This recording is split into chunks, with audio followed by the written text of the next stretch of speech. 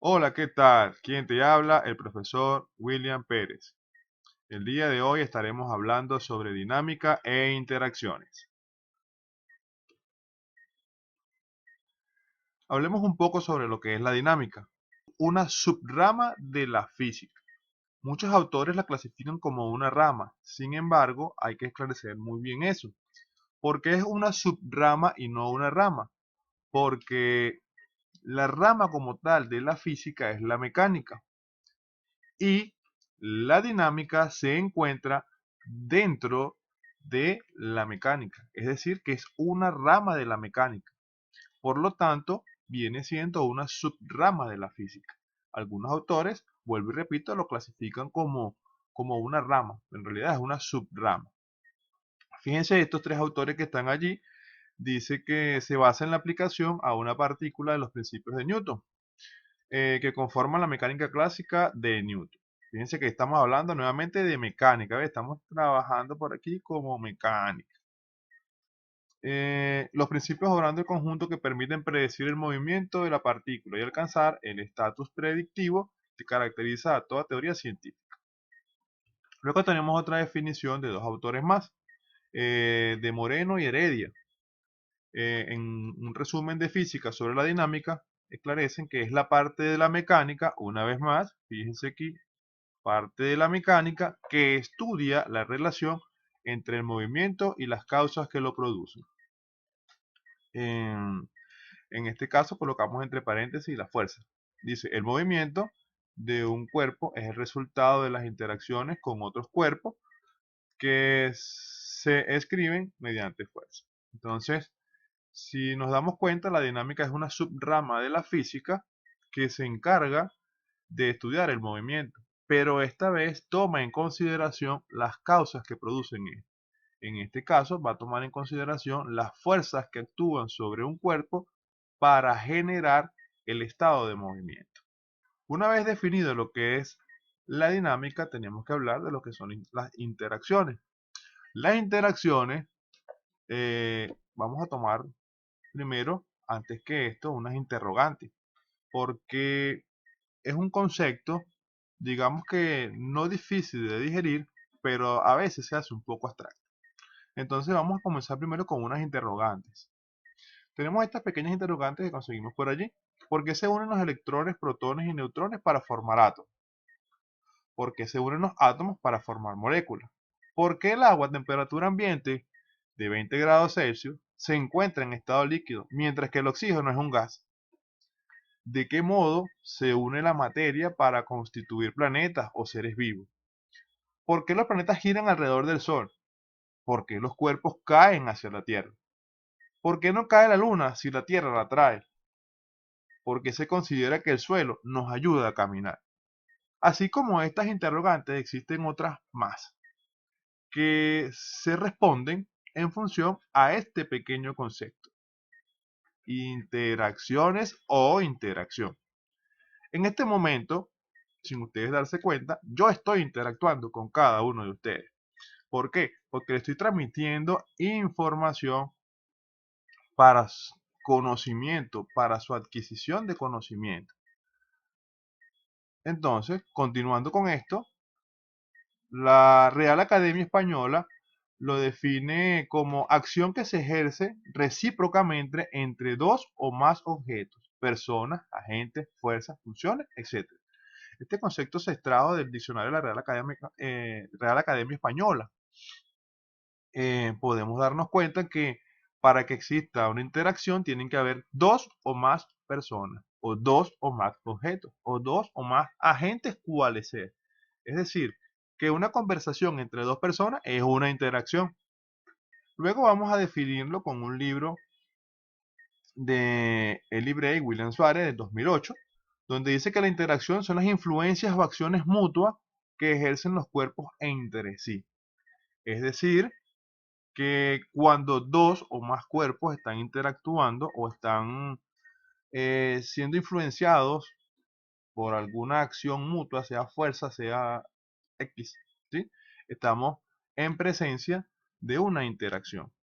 Estas interacciones las podemos clasificar de la siguiente manera: gravitatorias, Estas nos dicen que tienen su origen en su propiedad de los cuerpos, como lo es su masa.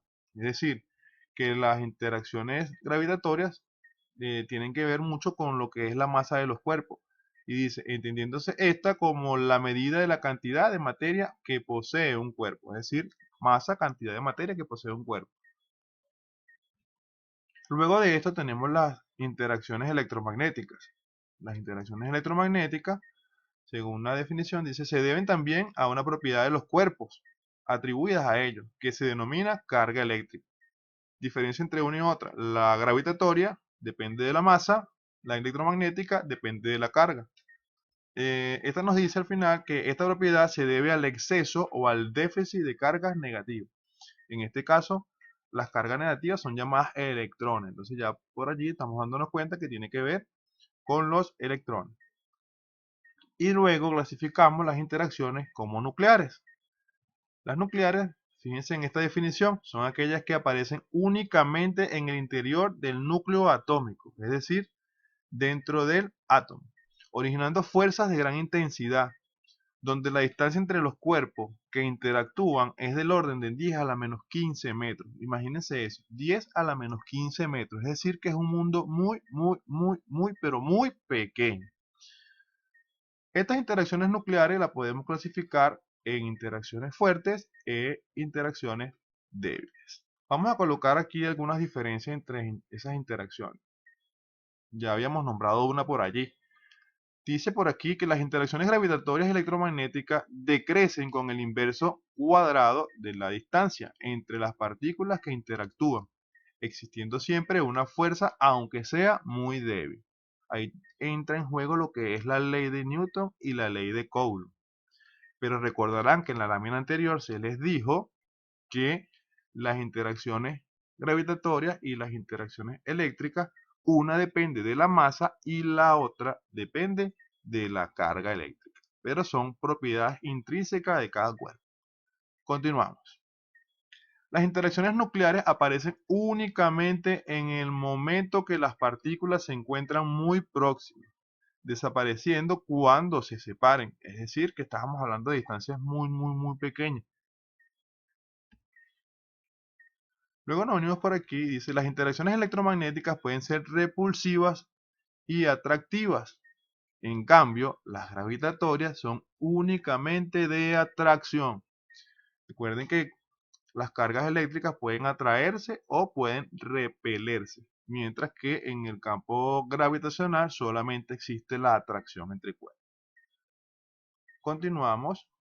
Vamos a hablar ahora de lo que son las fuerzas y sus efectos. Recuerden que la dinámica estudia el movimiento, pero tomando en consideración sus causas. ¿Qué lo produce? La fuerza. ¿Producto de qué? De interacciones. Entonces tenemos que definir, la fuerza y sus efectos. Entonces, cuando definimos fuerza, es toda causa capaz de originar dos clases de efectos, el dinámico y el deformador. Tenemos dos efectos, dinámico y deformador. Vamos a definir el dinámico. Es aquel que puede producir o modificar el movimiento del cuerpo. Mientras que el deformador es aquel que puede cambiar la forma de los cuerpos. Fíjense este ejemplo de este levantador de pesa. Este levantador de pesa que tenemos por aquí, al levantar el objeto, está modificando su estado de que de reposo a movimiento. ¿Sí? Otro ejemplo que tenemos por aquí es este señor que está levantando la carrucha, o mejor conocido como un carruchero. Este señor, cuando levanta su carrucha, le produce un cambio o una modificación de reposo a movimiento. Fuerzas mecánicas especiales. Ya una vez definido lo que son la fuerza y sus efectos, debemos hablar de las fuerzas que se encuentran actuando sobre un cuerpo, o por lo menos las más esenciales. El peso. El peso nos dice que es una medida de la fuerza gravitatoria que actúa sobre un objeto. El peso equivale a la fuerza que ejerce un cuerpo sobre un punto de apoyo originada por la acción del campo gravitatorio local sobre la masa del cuerpo. Este lo podemos definir igual a la masa por la gravedad de ese planeta donde se encuentre. Ojo con esto, muchos autores definen que el peso es la fuerza gravitatoria. Hay que tener cuidado con eso por allí, porque el peso es una fuerza de contacto. Muy bien, usted puede saber si existe peso o no cuando hay contacto entre una superficie y otra. Cuando no hay contacto, entonces no se puede saber si existe o no el peso. Entonces, cuidado por allí con esa definición que nos dicen que el peso es igual a la fuerza gravitatoria. A veces coincide, pero no siempre. Luego tenemos la fuerza elástica, también llamadas fuerzas de restauración o fuerzas restauradoras. Se originan en la parte interna del material. Estas tienden a regresar al cuerpo a su posición original y están aplicadas sobre el cuerpo que origina la deformación. Un ejemplo de fuerzas elásticas son las ligas. Una liga, usted la estira lo más que pueda, pero cuando la suelta, la liga vuelve a su estado normal. Por eso es que también se llama una fuerza restauradora. También se plantea la ley de Hooke que nos dice que la fuerza elástica va a ser igual a menos K por X. Ya les explicaremos qué significa ese signo menos que está aquí en esta ley de Hooke. Luego tenemos la fuerza normal. Esta fuerza normal es una fuerza que es imaginaria pero existe. Pues, profe, ¿cómo es eso que es imaginaria pero existe? Muy bien. La fuerza normal se genera cuando dos superficies se encuentran en contacto. Es la fuerza perpendicular que la superficie de apoyo ejerce sobre la superficie que se encuentra sobre ella. Es decir, es una fuerza contraria al peso, por así decirlo, porque el peso, cuando estamos en una superficie horizontal, apunta hacia abajo. Y la fuerza normal, es perpendicular, apunta hacia arriba. Es una fuerza contraria que regula, ¿sí?, para mantener en el equilibrio el cuerpo entre el peso y la superficie. Bien, entonces vamos a tener unos ejemplitos por aquí. El peso. El peso siempre lo vamos a representar con una flecha hacia abajo. Recuerden que es un vector. Por aquí siempre va a tener esta flechita aquí arriba. Es una flechita porque un vector, recuerden eso. Y lo vamos a representar siempre verticalmente hacia abajo. Pero si la superficie está inclinada, como en este caso, igualmente sigue teniendo aquí el peso hacia abajo. ¿Sí? Siempre va a ser vertical hacia abajo. Continuamos aquí. Es lo que estábamos hablando ahorita de las fuerzas eléctricas, elásticas. Perdón. En este caso, esta fuerza elástica es un resorte. Como se están dando cuenta, el resorte puede estirarse o puede comprimirse. Esta X mínima y esta X máxima que nos hablan aquí son los valores de comprensión o elongación, es decir, del estiramiento. Muy bien, y este punto que está aquí, que es X0, es el punto de equilibrio. Estábamos hablando que tenía un punto menos, un signo menos, disculpen. Ese signo menos, ¿qué representa? Recuerden que la fuerza elástica, también conocida como restauradora, ella hace que regrese el cuerpo. Muy bien, entonces por esa razón colocamos el signo menos. ¿Sí? Si lo estoy, en este caso, fíjense aquí, lo estoy estirando, entonces debo tener una contraria para acá que lo está comprimiendo. Y si lo estoy comprimiendo, debe tener una contraria para acá que lo está expandiendo. Entonces por eso es el signo menos. Seguimos con la fuerza normal. La fuerza normal, fíjense que va a ser siempre vertical o en este caso perpendicular a la superficie de contacto. ¿Qué significa que tiene que ser perpendicular? Que se forme una T entre la superficie y esta fuerza. Aquí está, fíjense. Si lo vemos aquí y aquí, es una T. Seguimos aquí. Pero si está empujando contra la pared, igual. ¿Quién es la superficie? La pared. ¿Hacia dónde debe apuntar la normal? Hacia afuera. Entonces, siempre se forma una T. Pero ¿qué ocurre cuando está inclinado? Lo mismo, si está inclinado debe formar una T entre la superficie y en este caso la fuerza. Bien, entonces eso es lo que significa que sea perpendicular. Continuamos aquí con fuerzas mecánicas especiales. Tenemos la tensión. Es la fuerza ejercida por una cuerda considerada de masa despreciable e inextensible sobre un cuerpo que está ligado a ella. Fíjense que son condiciones ideales, porque me habla de masa despreciable, es decir, que la masa es tan pequeña que no tiene ningún aporte significativo y que esta cuerda no se estira, eso es lo que significa inextensible, ¿ok? Que no se estira la cuerda. Son condiciones ideales, pendiente con eso. Por aquí tenemos unos ejemplos, un ejemplo bastante común, las pistas de niños. Vemos a dos niños alando la cuerda, entre este punto que está aquí se debe generar una tensión. Otro ejemplo bastante importante es el de la piñata. Si está la cuerda aquí, debe haber una tensión. Luego tenemos la fuerza de fricción, también llamada fuerza de roce. Son todas aquellas fuerzas que se originan en la superficie de contacto entre dos cuerpos. Es decir, cada vez que exista contacto entre dos cuerpos, tiene que haber una fuerza de roce. Esta fuerza, por lo general, es contraria al movimiento. De hecho, se dice que es la que nos ayuda a movernos. Fíjense, este esquiador que está aquí, él está esquiando y la fuerza va hacia atrás. Él se mueve hacia abajo y la fuerza va hacia atrás. Otro caso, dejando caer una caja por una rampa. Fíjense que la línea verde, ¿quién es? La línea verde es la fuerza de roce. Va contraria al movimiento.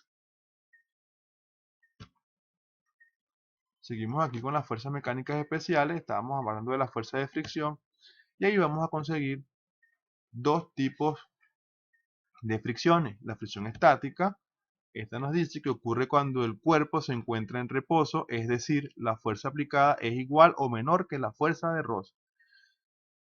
Nos habla matemáticamente que esa fuerza estática tiene que ser menor o igual al coeficiente, este mu significa coeficiente, por la fuerza normal. Entonces, si la fuerza aplicada es mayor que la fuerza de roce, por supuesto que se va a mover el objeto. Pero si la fuerza de roce, perdón, si la fuerza aplicada es menor que la fuerza de roce, que es la que estamos estudiando en este caso, entonces el objeto no se mueve y estamos en presencia de una fuerza de fricción estática. Luego tenemos la fuerza de fricción dinámica. Ocurre cuando el cuerpo está en movimiento, es decir, la fuerza aplicada es mayor a la fuerza de roce. Fuerza de roce dinámico, la vamos a representar con esta K, es igual al coeficiente de roce dinámico por la fuerza normal. En este caso, la fuerza aplicada es mayor a la fuerza de roce. Por lo tanto, el objeto tiene que moverse. Tenemos una nota aquí importante. Nos habla de que el coeficiente de rozamiento o coeficiente de fricción vincula la oposición al deslizamiento que ofrecen las superficies de dos cuerpos en contacto, según la intensidad del apoyo mutuo que experimentan.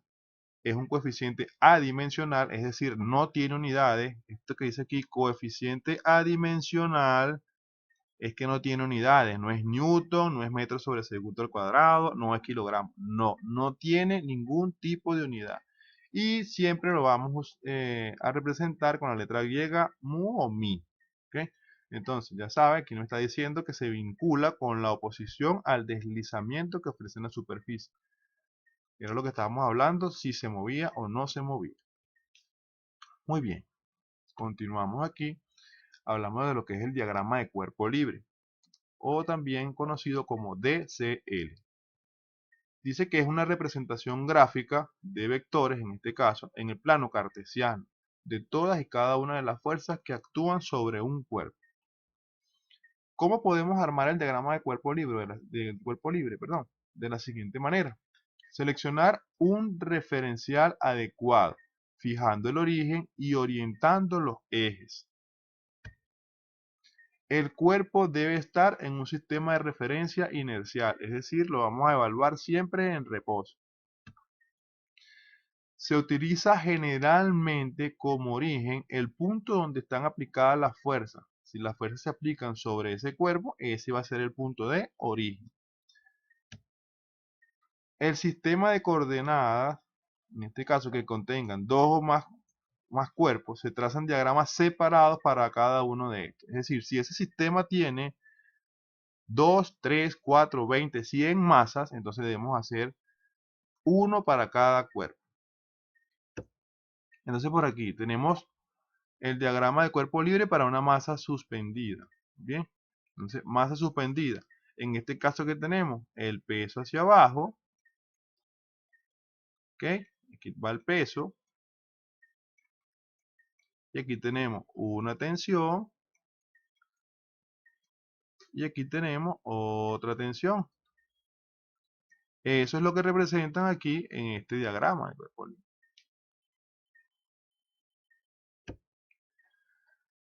El auto sube por un plano inclinado.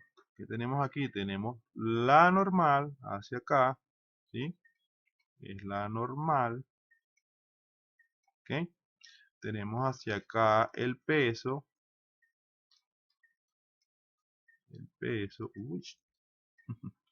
el peso, y luego por aquí tenemos fuerza de roce, porque el auto sube por un plano inclinado. Si va subiendo, la fuerza de roce va hacia atrás. Bien, entonces tenemos por aquí fuerza de roce, ¿ok? Y entonces eso es lo que está representado en este caso.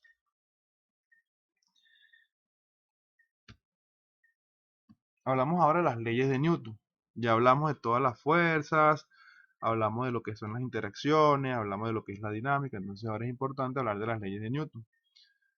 Isaac Newton plantea tres leyes muy importantes que revolucionaron el mundo para su momento.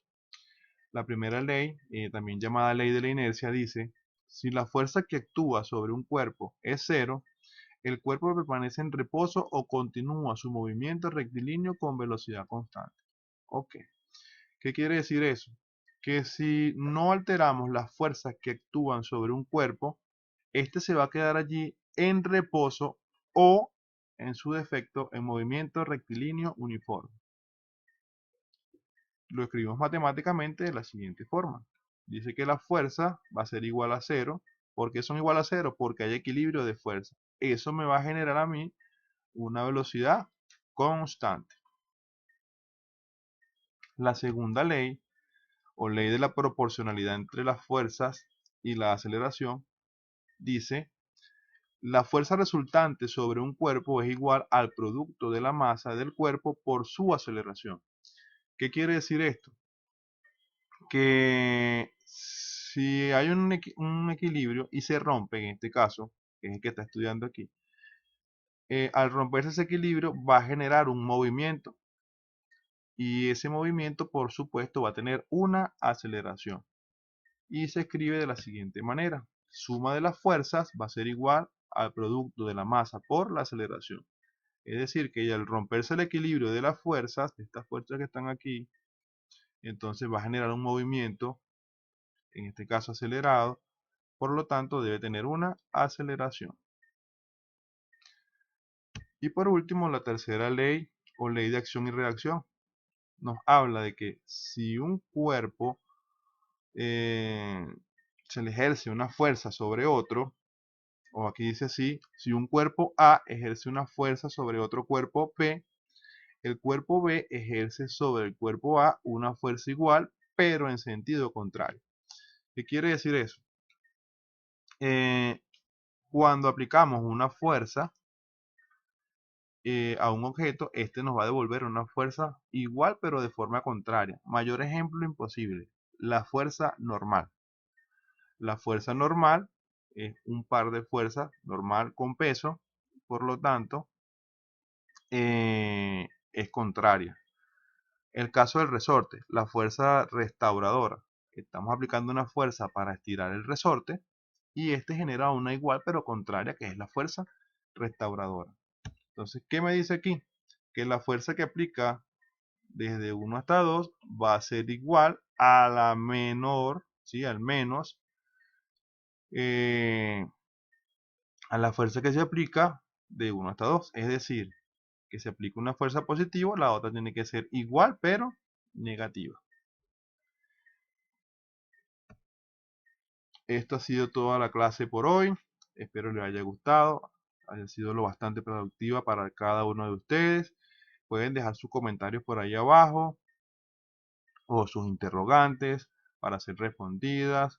Suscríbanse a mi cuenta en Instagram, suscríbanse a este canal también y estaremos publicando información importante constantemente. Que tengan feliz día, hasta luego.